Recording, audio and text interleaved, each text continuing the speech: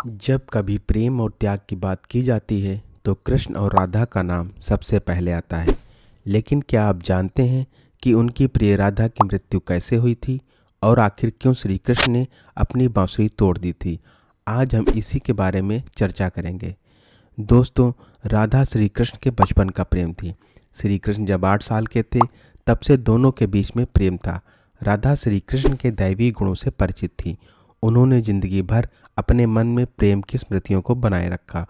यही दोनों के रिश्ते की सबसे बड़ी खूबसूरती है।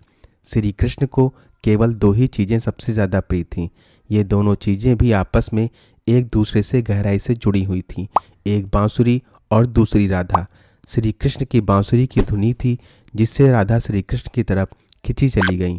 राधा की वजह से श्री कृष्ण बांसुरी को हमेशा अपने पास ही रखते थे। भले ही श्री कृष्ण और राधा का मिलन न हो सका, लेकिन उनकी बांसुरी ने उन्हें हमेशा एक सूत्र में बांधे रखा। श्री कृष्ण के जितने भी चित्रण मिलते हैं उनमें बांसुरी जरूर रहती है।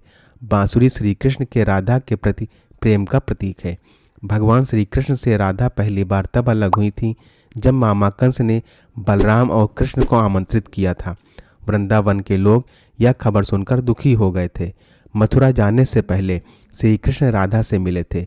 राधा कृष्ण के मन में चल रही हर गतिविधि को जानती थी। राधा को अलविदा कहकर कृष्ण उनसे दूर चले गए। कृष्ण राधा से ये वादा करके गए थे कि वो वापस आएंगे, लेकिन कृष्ण राधा के पास वापस नहीं आए। उनकी शादी भी रुक्मणी से हो गई। रुक्मणी ने भी श्री कृष्ण को पाने के लिए बहुत जतन किए थे। श्री कृष्ण से विवाह के लिए वह अपने भाई रुक्मी के खिलाफ चली गईं। रुक्मणी ने श्री कृष्ण को एक प्रेम पत्र भी भेजा था कि वह आकर उन्हें अपने साथ ले जाएं। इसके बाद ही कृष्ण रुक्मणी के पास गए और उनसे शादी की। कृष्ण के वृंदावन छोड़ने के बाद से ही राधा का वर्णन बहुत कम हो गया है। राधा और कृष्ण जब आखिरी बार मिले थे तो राधा ने कृष्ण से कहा था कि भले ही वो उनसे दूर जा रहे हैं, लेकिन मन से कृष्ण हमेशा उनके साथ ही रहेंगे। इसके बाद कृष्ण मथुरा गए और कंस और बाकी सभी राक्षसों का वध किया। इसके बाद प्रजा की रक्षा के लिए कृष्ण द्वारका चले गए और द्वारकाधीश के नाम से लोकप्रिय हुए। जब कृष्ण वृंदावन से निकल गए तब राधा की जिंदगी ने एक अलग ही मोड़ ले लिया था। राधा की शादी एक यादव से हो गई। राधा ने अपने दाम्पत्य जीवन की सारी रस्में निभाई और वृद्ध हो गईं, लेकिन उनका मन तब भी श्री कृष्ण के लिए समर्पित था।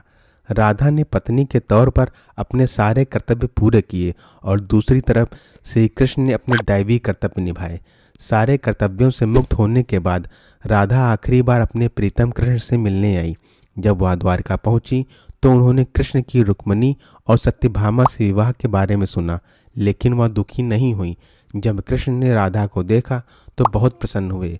दोनों संकेतों की भाषा में एक दूसरे से काफ़ी देर तक बातें करते रहे। राधा को कान्हा की नगरी द्वारिका में कोई नहीं पहचानता था। राधा के अनुरोध पर कृष्ण ने उन्हें महल में एक देविका के रूप में नियुक्त किया। राधा दिन भर महल में रहती थी और महल से जुड़े कार्य देखती थी। मौका मिलते ही वह कृष्ण के दर्शन कर लेती थी, लेकिन महल में राधा ने श्री कृष्ण के साथ पहले की तरह का आध्यात्मिक जुड़ाव महसूस नहीं कर पा रही थी। इसीलिए राधा ने महल से दूर जाना तय किया।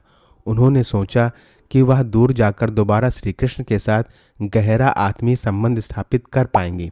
उन्हें नहीं पता था कि वह कहाँ जा रहे हैं, लेकिन भगवान श्री कृष्ण जानते थे। धीरे धीरे समय बीता और राधा बिल्कुल अकेली और कमज़ोर हो गई। उस वक्त उन्हें भगवान श्री कृष्ण की आवश्यकता पड़ी। आखिरी समय में भगवान श्री कृष्ण उनके सामने आ गए। कृष्ण ने राधा से कहा कि वह उनसे कुछ मांगे, लेकिन राधा ने मना कर दिया।